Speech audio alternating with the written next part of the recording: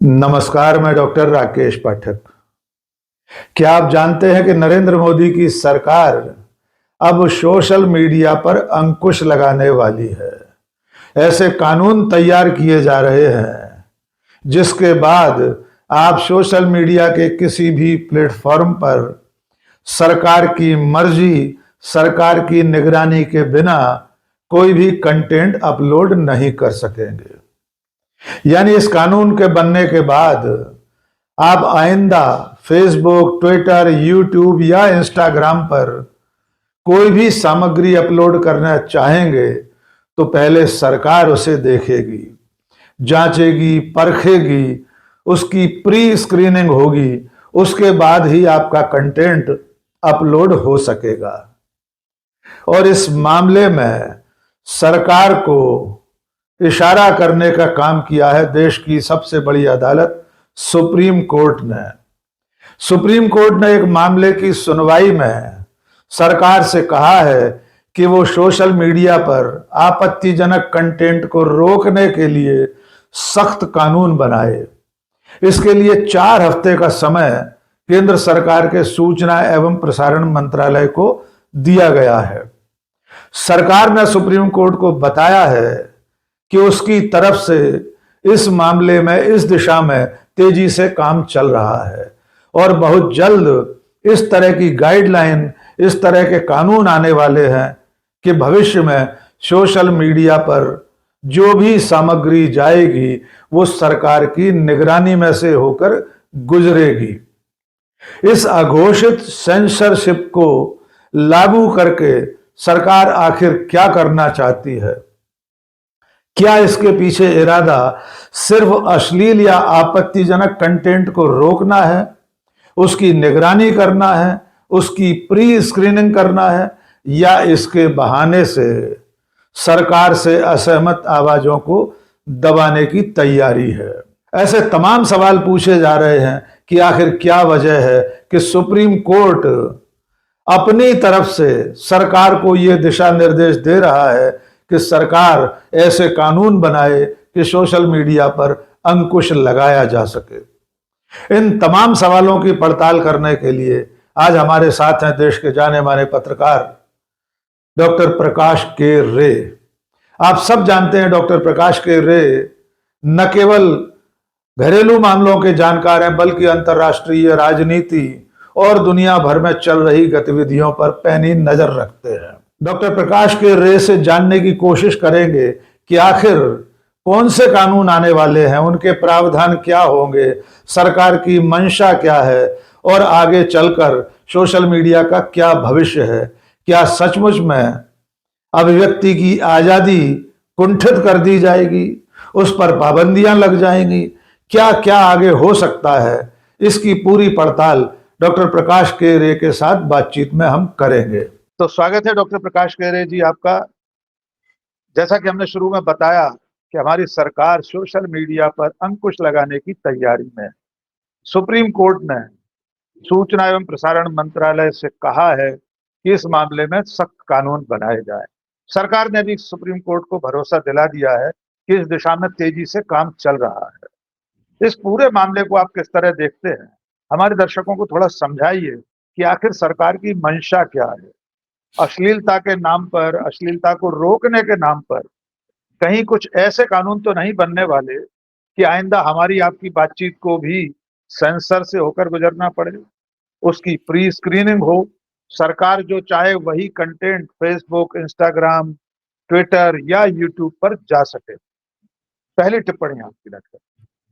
देखिए, संतोष की बात यह है, आपकी सारी चिंताओं से मैं सहमत हूं, लेकिन संतोष की बात यह है कि सुप्रीम कोर्ट ने यह कहा है कि जो आप नॉर्म्स लाएंगे, अगर वो किसी पे गैग होगा, किसी की अभिव्यक्ति को रोकने की कोशिश की जाएगी तो हम उसे रद्द कर देंगे। ये कम से कम सुप्रीम कोर्ट ने एक भरोसा दिलाया है। लेकिन देखिए, इसको थोड़ा सा हमें पीछे थोड़ा चलना चाहिए। इससे तो कोई किसी को ऐतराज नहीं होगा कि कंटेंट्स जो हैं उसमें अश्लीलता ना हो, किसी ऐसी कोई टिप्पणी नहीं की जाएगी किसी की भावनाओं को ठेस पहुंचे और गलत और भ्रामक सूचनाएं न दी जाएं। इससे इन चीजों को रोका जाना चाहिए। कोई भी नहीं। लेकिन जब सेंसरशिप या गैगिंग या रूल्स रेगुलेशन की बात आती है तो सेंसरशिप का की कहानी बहुत पहले से जाती है, ब्रिटिश शासन काल के समय से। बिल्कुल और कई तरीके के सवाल सोसाइटी से आते हैं। जैसे मसलन मैं आपको बताऊं कि 40 के दशक में इलाहाबाद में स्कूल प्रिंसिपल्स की एक महासभा हुई थी, जिसमें यह प्रस्ताव पारित किया गया था कि सिनेमा जो है समाज को बिगाड़ रहा है, बच्चों जी, पर उसका बुरा असर है। बुरा सर। आप जानते हैं कि महात्मा गांधी सिनेमा को लेकर उनकी राय बहुत नकारात्मक थी, जिस पर कि ख्वाजा अहमद अब्बास ने जो है उनको बड़ी प्यारी सी एक चिट्ठी लिखी थी। उस चिट्ठी का मैंने जी, हिंदी में अनुवाद भी किया है। अ, और फिर कई तरीके के सेंसरशिप के नियम बनते गए, बदलते गए, जोड़ घटाव होता रहा और अल्टीमेटली बात हुई कि भाई सेंसर थोड़ा सा शब्द जो है ठीक नहीं है, तो जी, हमने उसको प्रमाणन सर्टिफिकेशन बोर्ड बना दिया उसको। अ, जब डिजिटल का मसला है, जब टेलीविजन का आया तो टेलीविजन में जोड़ा गया, टेलीग्राफ एक्ट और सारी चीजों में। अब जब डिजिटल का है तो कोशिशें यहाँ भी हो रही हैं। कई तरीके के इश्यूज हैं, डेटा प्रोटेक्शन का है, प्राइवेसी कैसी रहेगी, कैसे कंटेंट को कैसे रेगुलेट किया जाए, ये तमाम चिंताएं हैं, जिसका कि एक उपाय किया गया था सन 2000 में, जो आईटी एक्ट हमारा बना। जी, अब इन सारे डिटेल्स में ना जाके हम जो सुप्रीम कोर्ट में हो रहा है उस पे हम लोग आते हैं, जिसकी एक कोशिश यूपीए सरकार के समय में 2009 में जी, आईटी एक्ट में एक सेक्शन डाला गया 66A, जो 2015 में सुप्रीम कोर्ट ने उसको अवैध घोषित कर दिया।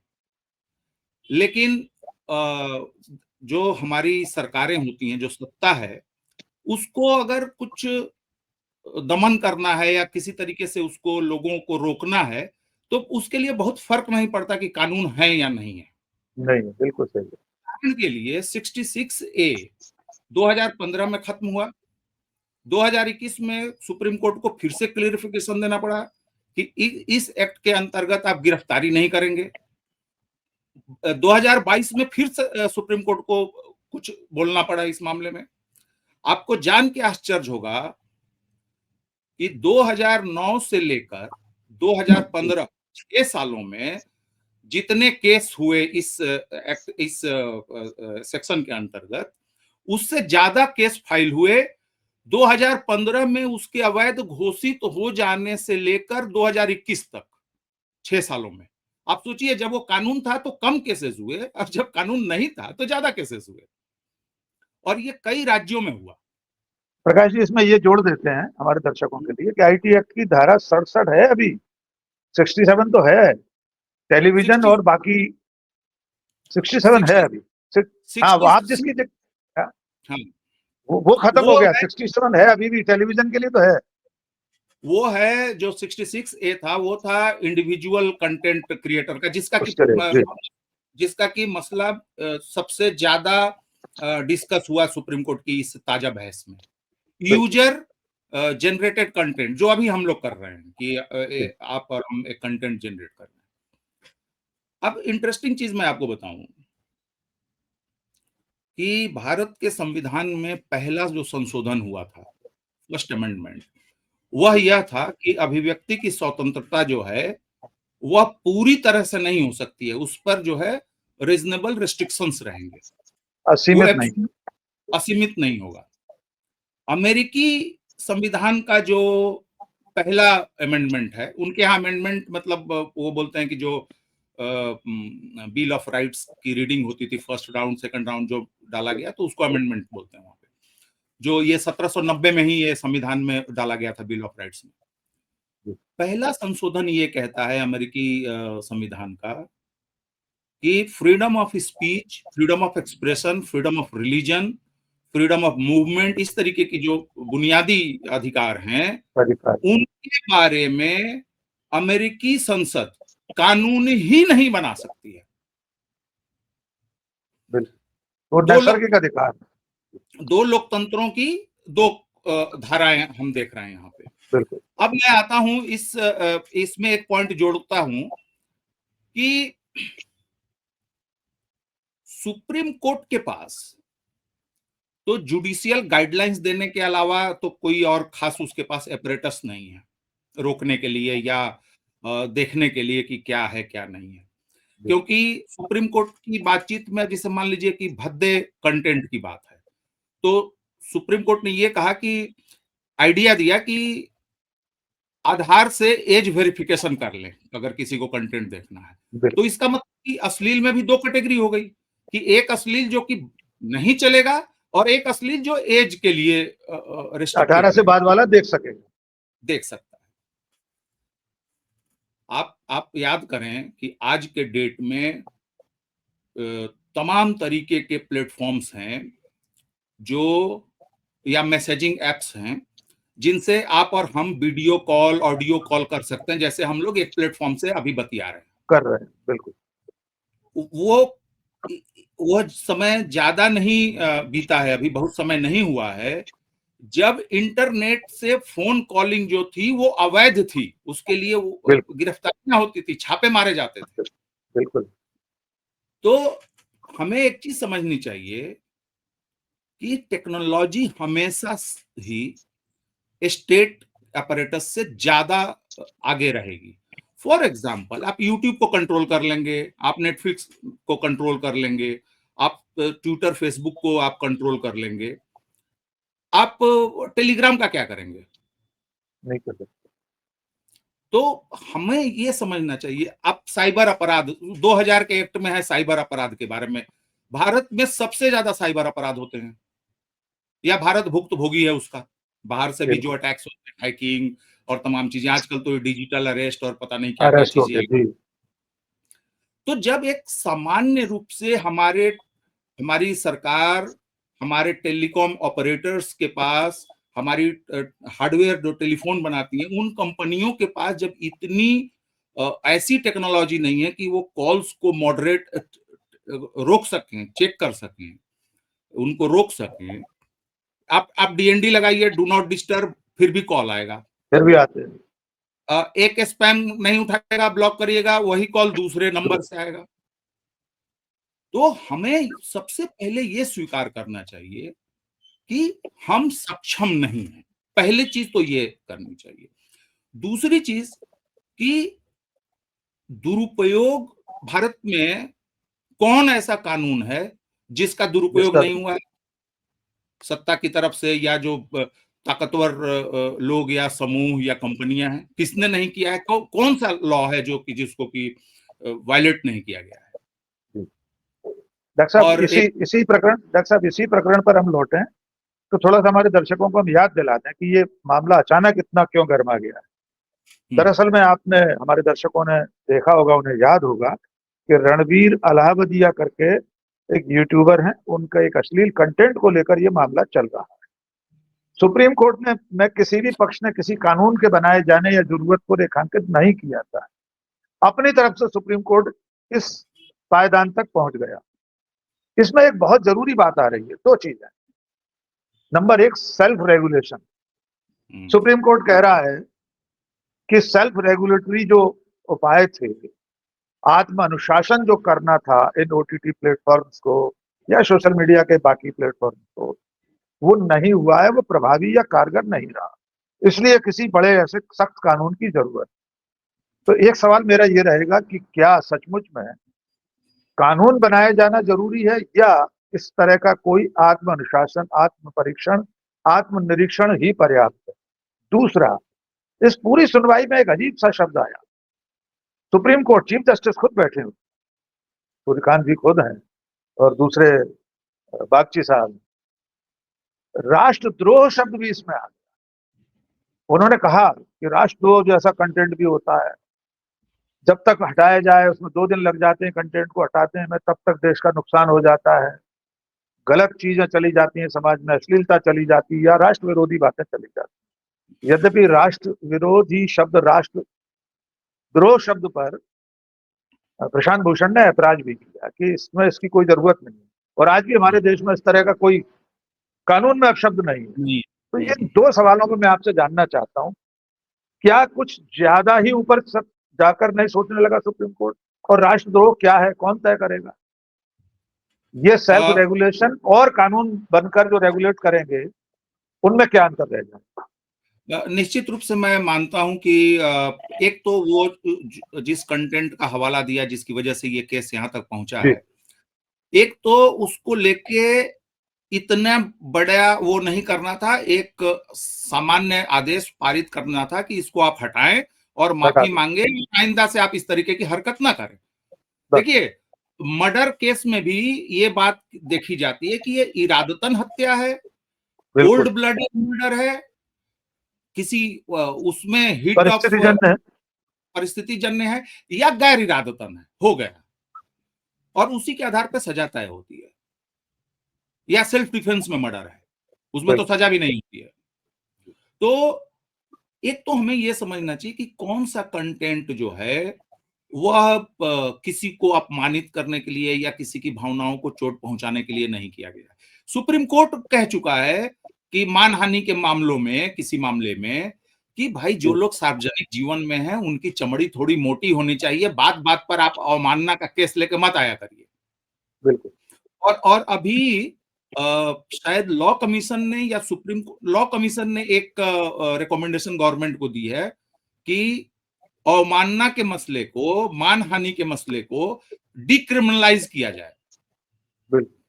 उसमें विधि आयोग की सम्मति है, विधि आयोग। हाँ, तो हमें मैच्योर होके इसको देखना चाहिए।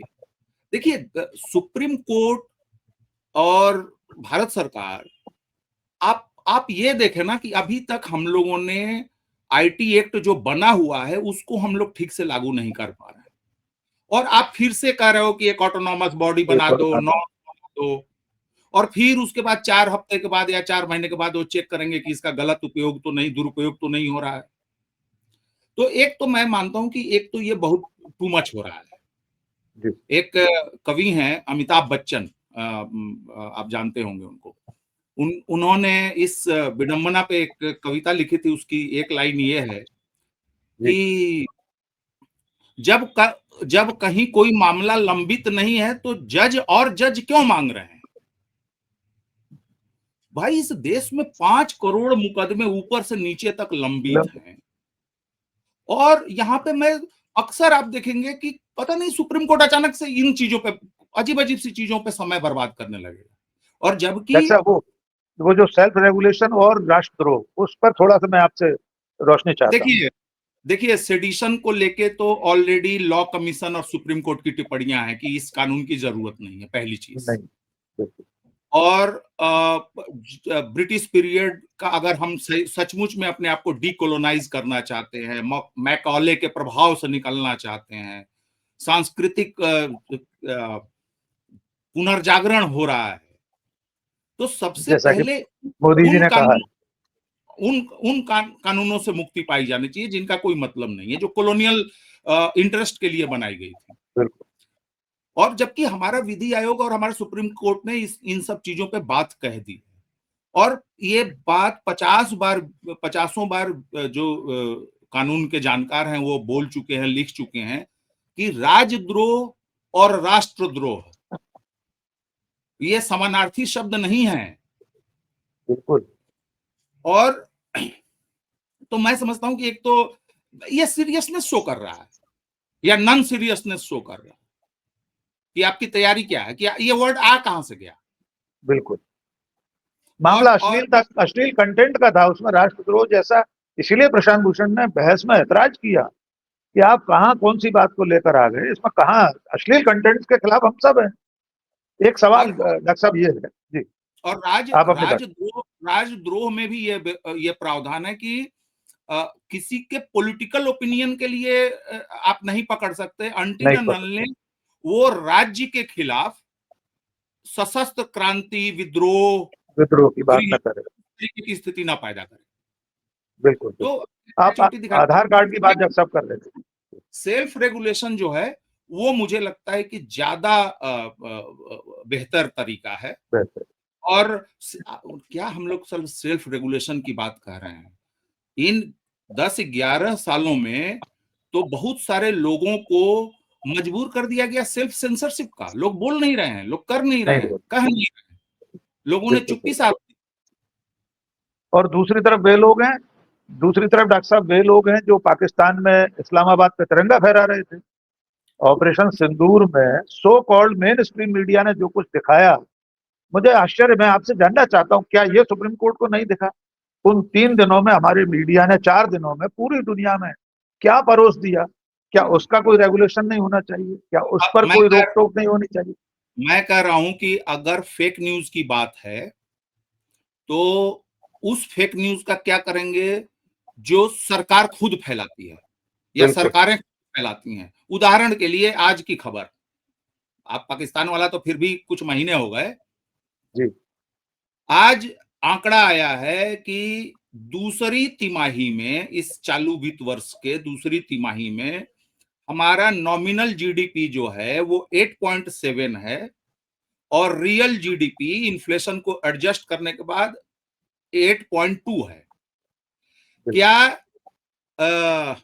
अप्रैल मई जून, जुलाई अगस्त और सितंबर के महीने में क्या हमारे देश में महंगाई सिर्फ आधा प्रतिशत बढ़ी? मतलब ये कोई सोच सकता है इस बात को? ये फेक न्यूज और सरकार फैला रही है। और सोचिए, अगर आधा % इन्फ्लेशन फैलेगा, मतलब आधा % पे महंगाई आ जाएगी, तो वो इन्फ्लेशन नहीं होगा, डिफ्लेशन हो जाएगा और मार्केट चला जाएगा, डिमांड उसकी हो जाएगी लगभग 0। तो वैसी स्थिति में आप 8% कैसे क्रॉस कर रहे हैं? मतलब ये क्या हो और रहा है? अंतर्राष्ट्रीय मुद्रा कोष आपको रख रहा है सी कैटेगरी में। सी ग्रेड दे रहा है। आपकी मुद्रा को रख रहा है घिसटती हुई मुद्रा में। और आप बता रहे हैं, देखिए सरकार बता रही है जीडीपी हमारा 8.2% हो गया। देखिए हमारे देश की सबसे बड़ी त्रासदी जो है, खासकर पिछले कुछ समय में, ऐसा नहीं है कि ये त्रासदी पहले नहीं थी, ये बीमारी पहले जी। नहीं थी। हम लोग एक ऐसी सोसाइटी, ऐसी कम्युनिटी बनते जा रहे हैं जिसको अपने से झूठ बोलने में आनंद आने लगा है। बिल्कुल सही है। और देखिए, आप अपने से, कहा गया है, बॉब मार्ले ने बोला था कभी कि अपने बच्चों से झूठ मत बोलो। क्यों? आप जब ये सब इतनी ज्यादा हवाबाजी दिखाएंगे कि मैं ये हूं, मेरा ये इकोनॉमिक ग्रोथ हो रहा है, ये हो रहा है, वो हो रहा है, तो बच्चा तो दूसरे तरीके से अपना माइंडसेट तैयार करेगा और जब जब उसके सामने हकीकत खुलेगी तो वो टूट जाएगा। सरकार के लिए देश के नागरिक उसके बच्चे हैं। ऑब्वियसली। वो सरकार अभिभावक है देश की।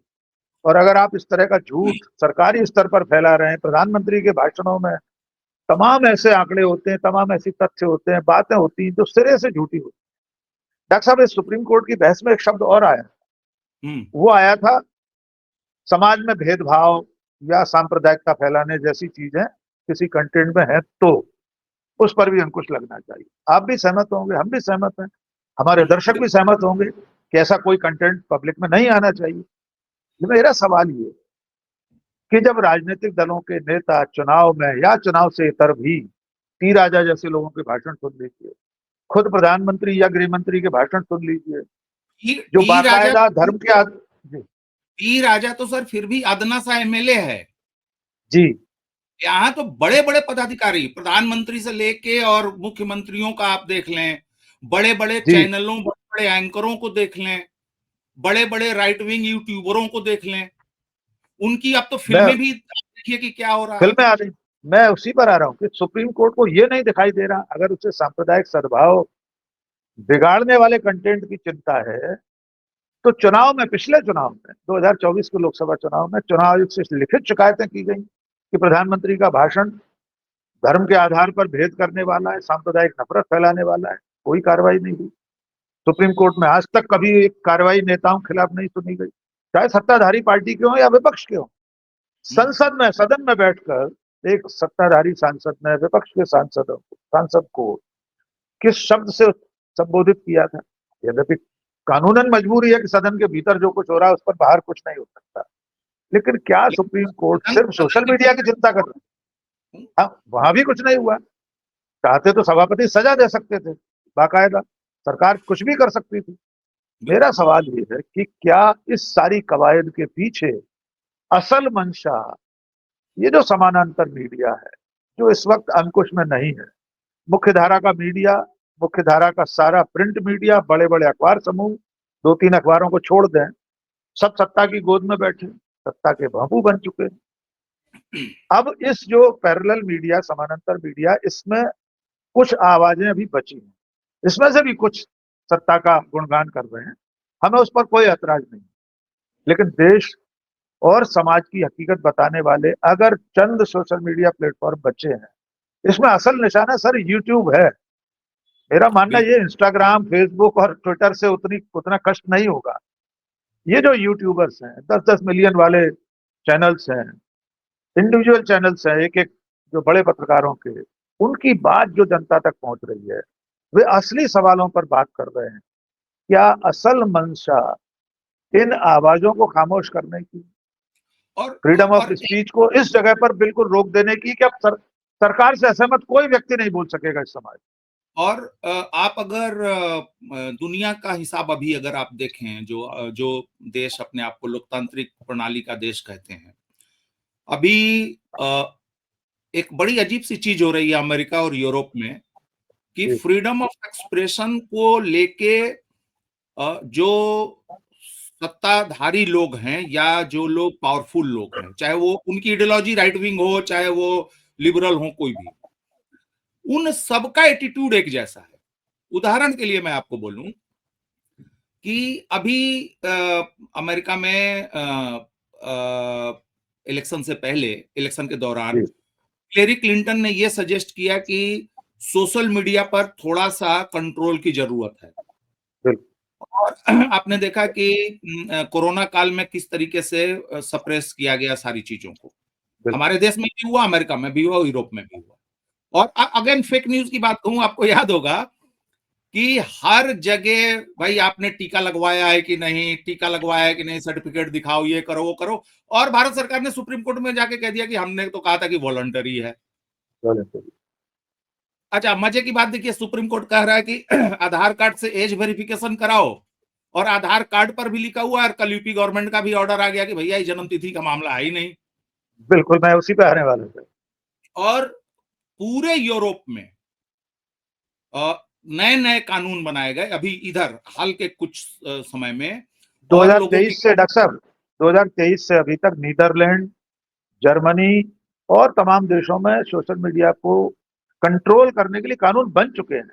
हम भी उसी दिशा में जा रहे हैं। और यहां तक कर दिया गया कि अगर आप फिलिस्तीन के पक्ष में जुलूस निकाल रहे हैं या कुछ बात कर रहे हैं तो आपकी गिरफ्तारी हो सकती है। ये यूरोप में हुआ, जो कि लिबरल यूरोप है।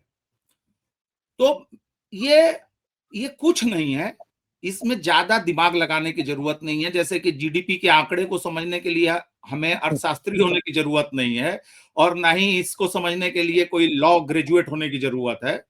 ये देखिए, एक अच्छी बात है सरकारों की, सत्ता की एक तो माननी पड़ेगी कि अब सत्ता ने कोई पर्दा नहीं ओढ़ा हुआ है। एक आपको उनको ये करनी चाहिए कि वो जो भाई हम करेंगे, क्या कर लोगे, अब तो तुम हरा भी नहीं सकते चुनाव में, अब तो भाई तुम हरा भी नहीं सकते।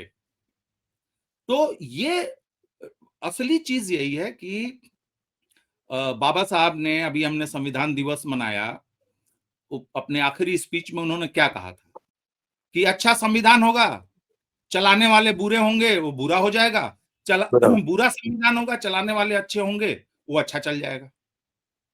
इतनी सी बात है। डॉक्टर साहब, इसमें एक तकनीकी मैं पहलू जानना चाहता हूं, हमारे दर्शक भी समझना चाहेंगे। क्या सचमुच में आज की तारीख में सोशल मीडिया के जितने प्लेटफॉर्म्स हैं, जितने उपकरण हैं, यूट्यूब हो, इंस्टाग्राम हो, फेसबुक हो, ट्विटर हो, हम इन्हीं 4 पर केंद्रित कर रहे हैं, और सरकार और सुप्रीम कोर्ट का इशारा और निशाना भी यही चाह रहे हैं। क्या सचमुच में किसी भी तकनीक से, किसी मैकेनिज्म से, मैकेनिज्म शब्द आया सुप्रीम कोर्ट की बातचीत में, सरकार से उन्होंने कहा है, क्या किसी मैकेनिज्म से सचमुच में प्री स्क्रीनिंग मुमकिन है? हजारों लाखों यूट्यूबर हैं, करोड़ों फेसबुक प्रोफाइल्स हैं, न जाने कितने ट्विटर हैंडल्स हैं। क्या सचमुच में एआई से भी करना चाहेंगे तो क्या ये मुमकिन है? सरकार कानून भी बना ले तो कैसे कर लेगी? किसी गांव में बैठकर किसी ने अगर ट्विटर पर 3 मिनट का वीडियो डाल दिया, सरकार क्या कर लेगी? कैसे प्री स्क्रीनिंग हो? सर इसमें वो ये बात मैंने शुरू में ही कहा कि हमारे पास न तो उतनी तकनीकी क्षमता है और न ही उतना धन है, संसाधन है, पहली चीज। और देखिए इंटरेस्टिंग चीज क्या है कि गूगल, मेटा, एक्स, ये ट्रिलियन ट्रिलियन वैल्यूएशन की कंपनियां हैं। दुनिया के सबसे बड़े तेज तर्रार माइंड्स वहां पे काम कर रहे हैं। वो लोग एआई रोबोटिक्स रिवॉल्यूशन का नेतृत्व कर रहे हैं। जब वो अपना प्लेटफॉर्म नहीं ठीक से चला पा रहे हैं तो साइबर सेल बना के क्या कर लेंगे आप? सरकार क्या करे?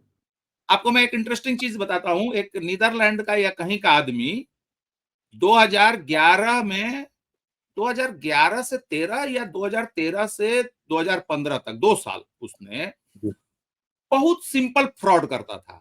वो गूगल और फेसबुक को किसी किसी काम का बहाना बना के बिल भेजता था कि भाई आपका ये काम मैंने किया है, ये बिल रहा है, और वो पैसे उसके खाते में ट्रांसफर हो रहे थे। उसने मिलियंस ऑफ डॉलर्स बनाए 2 सालों में। गजब। अब सोचिए कि इतनी बड़ी कंपनियां अपना अकाउंट ठीक से रखने की उनके पास वो नहीं है। तो इतने कंटेंट को कैसे मॉनिटर करें? तो और अब तो और भी चीज होगी कि चलिए यूजर जनरेटेड कंटेंट पे तो कुछ आप कर सकते हैं, जैसे कि भाई आप यूट्यूब में है ना कि आपने अगर कम्युनिटी गाइडलाइंस का वायलेशन किया तो आपको हटा दिया जाएगा, डीप्लेटफॉर्म कर दिया जाएगा, डिमोनेटाइज कर दिया जाएगा। फेसबुक पे भी है, सब जगह है। या ट्विटर जो है बहुत तरीके के वो बताता है कि अगर आप फर्जीवाड़ा यहाँ करेंगे तो गेट आउट कर देंगे। एआई जनरेटेड कंटेंट की जब बाढ़ आएगी, कौन करेगा? वो बाढ़ नहीं होगी, वो सुनामी होगी। वो मतलब वो कुछ नई चीज होगी, मतलब जिसके लिए हमारे पास अभी अंदाजा लगाने का वो नहीं है, बिल्कुल सही। कोई तौर तरीका नहीं है। हम अंदाजा नहीं लगा सकते कि क्या होने जा रहा है। तो बिल्कुल यहाँ पे ठीक बात। सबसे चीज है कि एक ट्रस्ट बिल्डअप हो लोगों में। जो प्लेटफॉर्म्स हैं उनका उनकी मदद ली जाए। सरकार जो है थोड़ा सा जो अपना हाई हैंडेडनेस है उसको कम करे। कम कर। और इसमें बहुत ज्यादा अगर आप करने जाएंगे तो फिर क्या होगा? एक कानून और बना देंगे आप, एक विभाग और बना देंगे, 10 ब्यूरोक्रेट और आपको वहां पे लगाना पड़ेगा, बस यही होगा और कुछ नहीं होगा।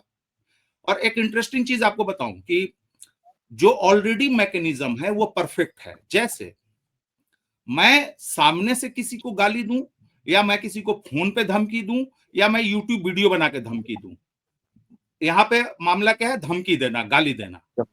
उसके लिए ऑलरेडी कानून है। कानून है, सही बात। अच्छा, एक चीज आपको इंटरेस्टिंग चीज मैं यहाँ पे जोड़ना चाहूंगा। एक राम रहीम नाम के एक साधु हैं, जी। इन्होंने एक फिल्म बनाई थी। फिल्म गई सेंसर बोर्ड के सामने।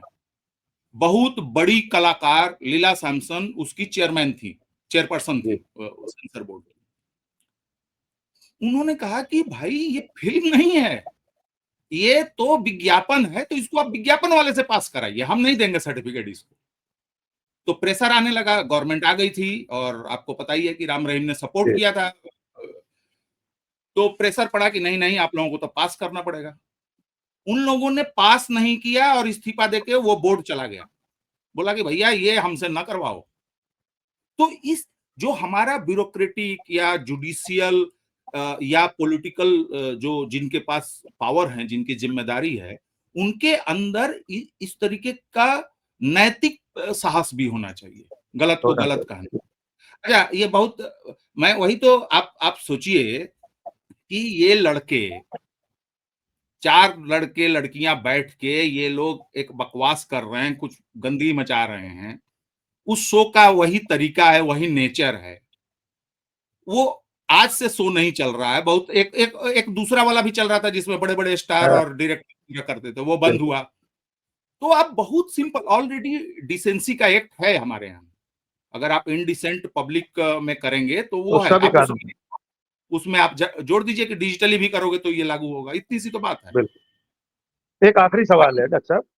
जी। आखिरी सवाल ये है कि जिस पर हम शुरू से बात कर रहे हैं और हमें संदेह करने का हक है, हमें ये सोचने का विवश होना पड़ता है कि क्या सचमुच सरकार सिर्फ अश्लीलता रोकने के लिए इस तरह के कानून लाने वाली है? या सांप्रदायिक सद्भाव जो बिगाड़ते हैं उन पर अंकुश लगाने की कोशिश है, जो मैंने शुरू में भी पूछा था, या हम लोग तो आपातकाल के भी विरोधी हैं। आपातकाल जिन परिस्थितियों में लगा उसकी अलग बात, लेकिन उसमें जो सेंसरशिप लगी थी, हम में से कोई उसका पक्ष नहीं ले।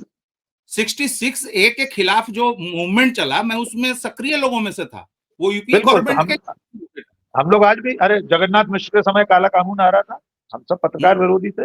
आज भी हम ऐसे किसी भी कानून के विरोध में हैं, लेकिन मैं बहुत स्पष्ट जानना चाहता हूं, क्या इसके पीछे सरकार की सत्ता की मंशा स्पष्ट रूप से ये है कि अब जो मुखर आवाजें बची हैं, थोड़ी सी जो आजाद आवाजें बची हैं, उनका गला भी घोंट दिया जाए, या उस पर भी थोड़ा टाइट कर दिया जाए, उसकी चूड़ी टाइट कर दी जाए?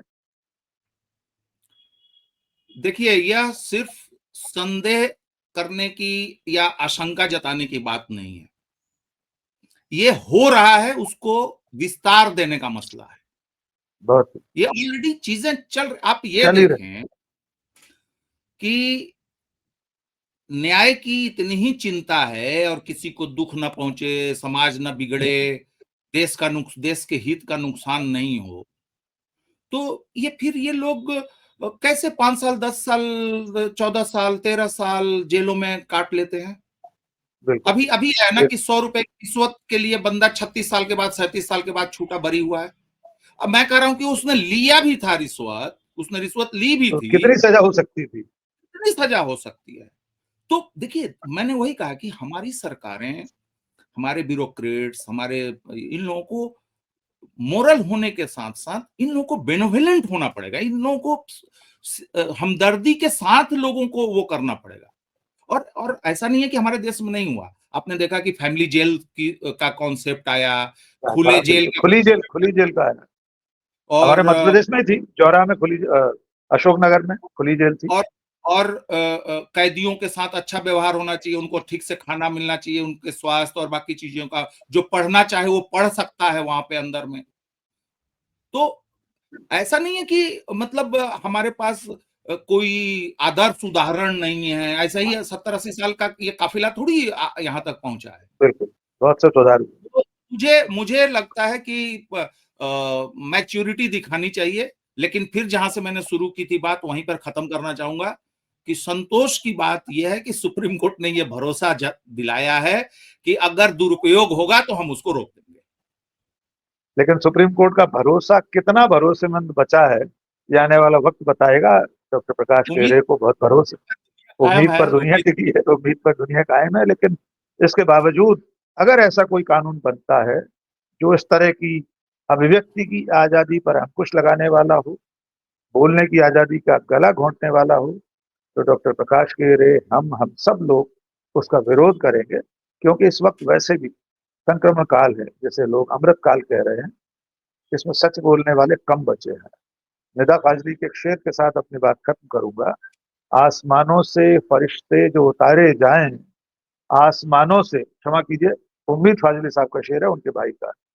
आसमानों से फरिश्ते जो उतारे जाएं, वो भी इस दौर में सच बोलें तो मारे जाएं। ऐसे कठिन वक्त में जितने सच बोलने वाले लोग हैं, उनकी हिफाजत करना सरकार की जिम्मेदारी है, सुप्रीम कोर्ट की जिम्मेदारी है, और समाज की जिम्मेदारी है। जब तक ऐसे सच बोलने वाले लोग बने रहेंगे, तब तक देश रहेगा, लोकतंत्र रहेगा, संविधान रहेगा। आज की इस बातचीत में हमने डॉक्टर प्रकाश केरे से आज के एक बेहद अहम मुद्दे पर सवालों को सुलझाने की कोशिश की। उम्मीद है आपको ये वीडियो अच्छा लगा होगा। ये बातचीत आपको कैसी लगी, कमेंट सेक्शन में अपने विचार जरूर बताइए। आज के इस वीडियो में बस इतना ही। धन्यवाद।